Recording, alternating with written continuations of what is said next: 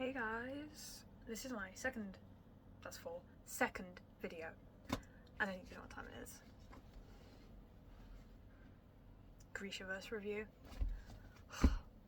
I have so much to say about the series. I'm so glad. One of my friends is obsessed with it, so I was like, I'm gonna read this. Yeah, I read it after I finished Powerless, so I've literally just had like a month of back-to-back horror.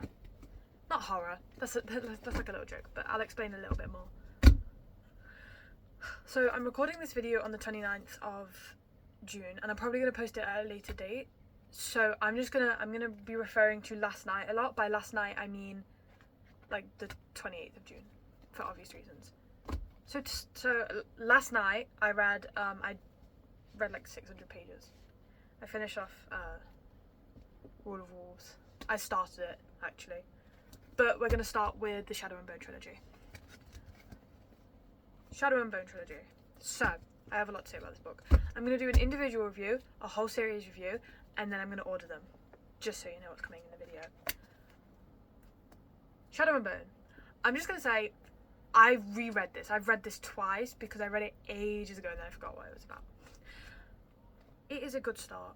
It's decent. It kind of hooks you in, and the ending really hooks you, and it makes you think, yeah, I want to read the next book. I think I rated this 4 stars on Goodreads. I really enjoyed this, genuinely. It's not too long. It has a good plot, and the characters in it, I'm just going to say, there are a lot of characters. I wouldn't read this if you were a beginner, genuinely. If you're just getting into fantasy and just getting into reading, if you're prepared for look at the map. The map is quite... Actually, the map is probably deeper in the rest of the books. The map is gorgeous, but there are like 5 characters in this. It comes from one perspective of the main character, Alina Starkov, and I love her.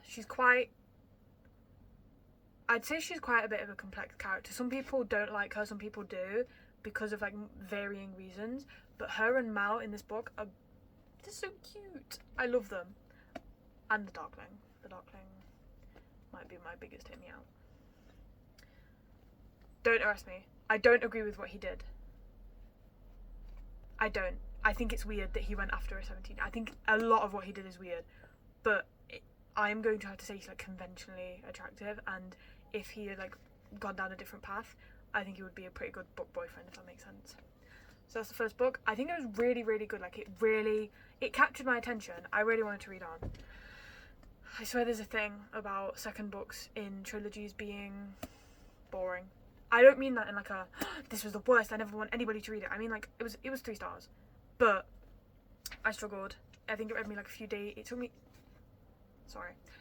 a few days to read. I read it, and you can think, but that's really fast. I read it really quick. Like I can finish books in a day. Less than 24 hours. For Fearless, I read it in a day. I read about 500 pages in 6 hours. So that's the level of how quick I read. This book, it was okay. It was like a middle book. It was very there. The best thing that's come from this book is Nikolai Landstov. Please, I love him. Icon. I have a few more things to say about this book, but I can't think of them right now. I like the way they show Alina and her power developing across this book, and how like the relationship and the strain between her and Mal, like that's something that I think is quite interesting, quite good that she did in this book. Ruin and Rising. 5 stars. 5 stars. Read it in like a day. Loved it. Genuinely. Ruin and Rising. Oh my god. I was like gonna cry levels of oh my god. Like, I'm saying like a lot. This book was really, really good. It was a good conclusion to the trilogy. And it left me wanting more, if that makes sense. Like I wanted to read more, but I knew it was concluded. It didn't leave me like, oh god, my ex is texting me. Sorry. So this kind of was like, it was nice. It was really good. I was so captivated by it, and it's not that big. I read it really, really fast. Broken Spine. I love it. Sorry. Alina is iconic. I was starting to like Zoya more often. I love Genya. I love David. I love David. My baby. He's my baby. I love him. Nikolai again. Love him. Love Mal. Love Alina. Zoya I didn't like at this point. I didn't like her in this trilogy. Don't hate me. I just wasn't the biggest fan of her. But overall as a series, really good. A lot of the hype goes to Six of Crows, and just Six of Crows, like not even the duology, just Six of Crows. I believe that this should get a lot more hype on TikTok now. It had a lot of hype in like 2023. Please can we bring this back? I regret not reading it sooner. I want this to come back so I can talk about it with more people. This Six of Crows duology. I have a lot to say about this too. Six of Crows. I love Inej. I'm going to say his name, I'm actually going to butcher his name. Matthias? I don't know how to say his name. I'm going to call him Matt for the purpose of this video because I genuinely can't pronounce his name. I love Matt. I love Nina. I love Jesper. I love Wylan. I hate Pekka Rollins. He can go jump off a cliff. Like him, basically. This book, like, Jesper's character, it's really sad to read about, and the way that he was portrayed is it's sad but it's accurate for people who are addicted to gambling and stuff. Like, I think it's quite deep that they've included this in, and like it's also included in Crooked Kingdom. But what's it? I was gonna say something. Kaz. I like Kaz. But the way he gets hyped up on TikTok, I think I would rather hype up a different character. Like, I like Kaz, but he's very overhyped. Like, I think there are better male characters in this universe, in this book even, like Jesper. I actually also really love Wylan too. He is just he's so cute. And also Matthias, however you say his name. My man. I'm joking. Nina's man, they're so cute together. I need them more. I wish I could have them more. They're amazing. I can't remember what I rated this book. I think it was like 4 stars or something.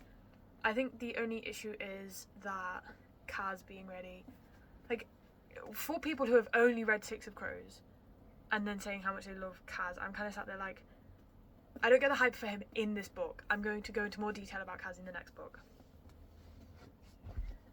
So, Crooked Kingdom. I ugly cried at this book. I'm gonna, like, a lot of spoilers. I'm very sorry.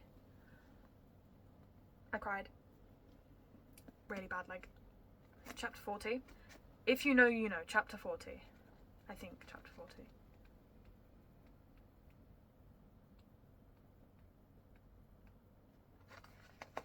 Chapter 40. I sobbed my eyes out. Kaz was genuinely getting better in this book. For people who have read both Six of Crows and Crooked Kingdom, I kind of get the hype now. I was getting the hype in this book, and the way he treated Inej and like all of that, like I liked it. But then again, better characters than him in this. So I was kind of like, why has he been so hyped up? And yet I've literally heard nothing about the rest of them. Like, I only knew about Kaz and Inej, and I really love Inej. But Kaz being the most hyped up male in this book, I think that needs to be like reflected on, because he is a really good character. He's badass. He protects his investments. We don't talk about that. He's protected Inej. He liked Inej. He pissed me off in World of Wolves, but that's something we need to talk about later on. Crooked Kingdom was my favourite book out of this duology, but I really like Six of Crows. I don't know. It's good. It's better than the Shadow and Bone trilogy. Oh, I screamed when I saw my favourite characters from Shadow and Bone in this. You don't get it. Like, I actually, when Zoya was in it and Genya, I was so happy. But as somebody who like reads a lot, Kaz he's not the best male main character. He's not the best male character. And I genuinely prefer like Wylan and Matthias to him. Wylan's such a cutie pie. And Wylan and Jesper, oh my god, I love them together. Like, also, I don't know if I'm the only one that couldn't stand the Kuwei boy. He pissed me off. He was so annoying. Shut up. You can go to Ravka. I don't care. Just go away. Like, just, you're pointless. You caused this. You're an idiot. You and his dad. Both of them bothered me. Better than Shadow and Bone. Bad in their own ways. I think I rated this like 5 stars or 4 stars. But it had some ups and downs. I would recommend this to people. It kind of gave the vibes of a fancy version of Mission Impossible, if that makes sense. Also, I watched Mission Impossible the other day. I don't know if I should also post film content on this account, but I'll figure it out. It kind of felt like fancy Mission Impossible with a lot of like, it was very action filled, and it genuinely had me on the edge of my seat at a lot of points, and I really liked it. Now then, King of Scars and Rule of Wolves. This duology. Zoya, Nikolai, Nina. Oh my days. When I tell you, this is my favourite part of Grishaverse, I'm not lying. King of Scars. I found it really, really slow at first. It took me a couple of days to read this. I ate this up in like 3 hours. I ate the last half up. I don't know if that's just a thing. First half was really slow. Second half, I literally can eat it up in like 3 hours. Like, I read it so fast. Again, Nikolai Landstov, the standard, the best blonde book boyfriend. Sorry, Aaron. You have been overruled. Nikolai Landstov, my baby. I love him. He's iconic. Zoya and him, they're so cute. I literally, when I was reading this book, I was like, I want them to get together. I didn't want her to change though, that's the thing. She is so iconic in this book. If you don't like her in Shadow and Bone, trust me, it's worth it to read King of Scars. She gets so much better. There's character development. You find out her backstory, which it's like, her backstory is so sad, and it makes you really hate the Darkling because of what happened, like because of what he did in Shadow and Bone. This duology, yes, I love it. Genuinely, like, peak. Now, Rule of Wolves.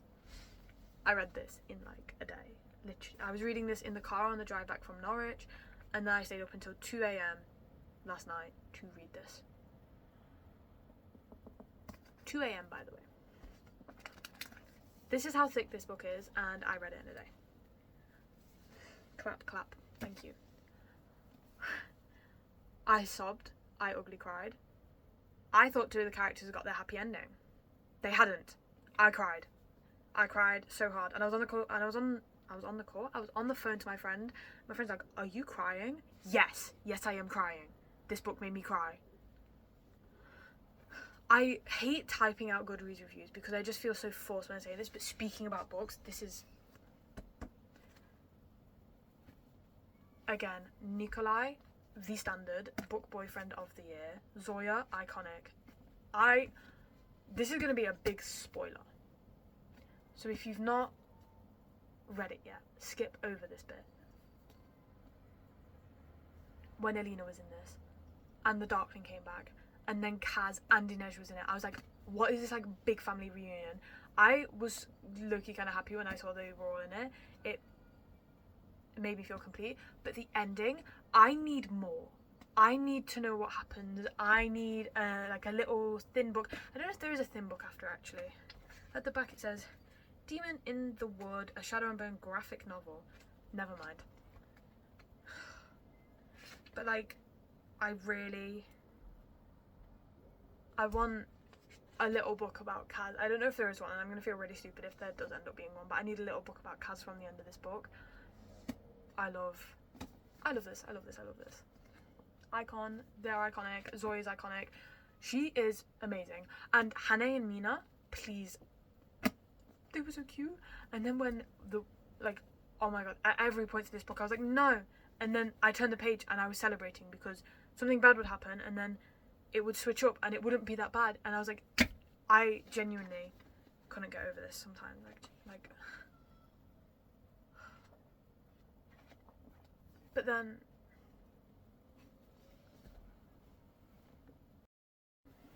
Sorry about that. My mother rang me. Don't know why, but she did.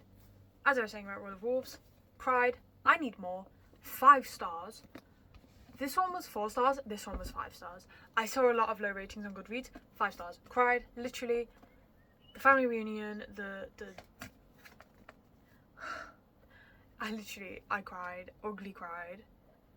I recommend. But read it, like, obviously after the rest of the series. I was thinking, oh, I'll have a little break. I was going to read this in between Crooked Kingdom and King of Scars. I'm glad that I didn't, if I'm being honest. Going straight into King of Scars after reading Crooked Kingdom, it was worth it. I really enjoyed it. It was good book. Good duology. These two, the best duology in the series. The best 2 books. Nikolai, love him. Icon, blonde book boyfriend of the year. Zoya, they're so cute together. I need more of them. I need them. Zoya's iconic too. Like, I didn't hate her, but I really didn't like her in Shadow and Bone. This series changed my mind about her. Nina,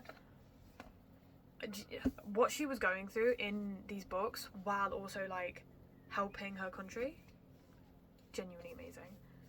Time to order them based on what's my favourite and what's not. So, book 7, like the seventh place, Siege and Storm. Wasn't special, wasn't particularly anything, wasn't the biggest fan of it, kind of mid, like obviously as I said, it was just a filler book for the series. Then I think book 6 is probably going to be Shadow and Bone, the first book. It was a good starter, as I said, but the other books in the series really were better. Like a lot of the books were better. After that, I think I'm going to do Six of Crows, and this is quite low. So 5th place, Six of Crows. It's quite low, but it's good. But other books in the series were genuinely so much better than this. Like, my mother's home. Where was I? Yes, Six of Crows. 5th book, 5th place. In 6th place, no, we're going the wrong way. 4th place, I did rate this 5 stars, and I did really enjoy it. Again, there were better books in the series, ones that really captivated my attention. I still love this book. 4th place is still really high, but again, better books. Now, in 3rd place, King of Scars. I said I love the series. It is literally like top 3 book. I loved it, everything about it, the characters, the plot, everything, loved it. It was iconic. But it didn't touch me in the feels as other books in the series did. In 2nd place, Crooked Kingdom. Made me cry. Loved all the characters. I felt like emotionally connected to this book. Like, I will recommend this until I die. And number 1, as you saw, as you would have assumed, Rule of Wolves, number 1, peak book. Sorry about that hiccup.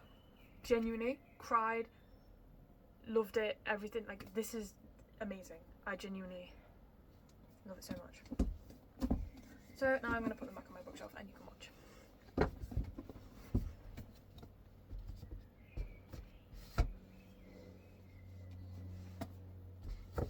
I do it from like the 7th book and then up. I don't know. Tell me how you guys organise your bookshelf. Because I've got this one as all of the like popular BookTok books. And then this one is more fantasy. That one is romance and then some fantasy. Because I just kind of ran out of space. I don't have enough romance to fit. There you go. Back on my bookshelf. Thank you for watching.